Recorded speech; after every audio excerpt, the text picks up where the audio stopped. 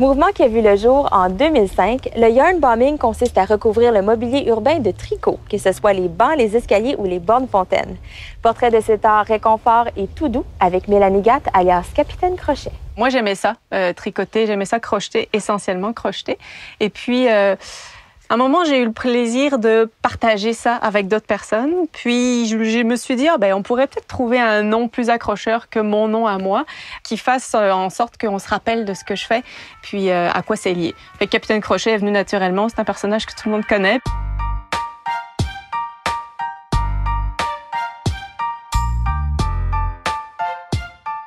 Le yarn bombing ou l'attaque de laine, ce qui est très intéressant, c'est que ça rajoute de la couleur dans un environnement urbain.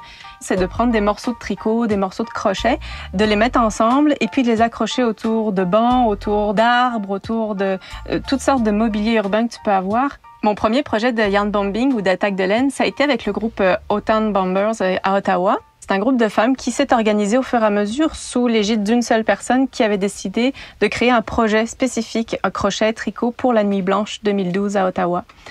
Son projet était un petit peu fou, c'était de recouvrir un autobus de OC Transpo de carrés de laine. Donc pour ça, il fallait faire beaucoup de carrés. On en a tricoté environ 500 tricotés, crochetés.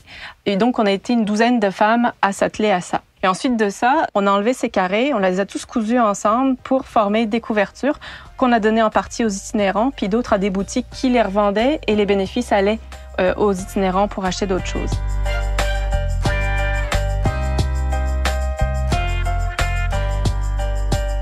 Suite au projet de l'attaque de laine pour la Nuit Blanche 2012, j'ai été appelée par quelqu'un qui voulait faire du yarn bombing communautaire, c'est-à-dire d'intégrer toute la communauté, toutes les bonnes volontés, ceux qui savaient tricoter ou pas, crocheter ou pas, pouvaient participer à ce projet-là. On s'est réunis 3 fois par semaine pendant environ 1 mois et demi et on a crocheté, tricoté toutes sortes de formes. L'objectif, c'était d'avoir du plaisir, puis d'échanger avec des générations qu'on connaissait pas forcément. On avait des plus vieux, on avait des plus jeunes aussi. Et le 1er décembre, il y avait un organisme qui avait organisé tout un festival qui s'appelait C'est Chill à Vanier. Et on a mis tout ça sur les arbres de l'avenue Beechwood et Chemin Montréal.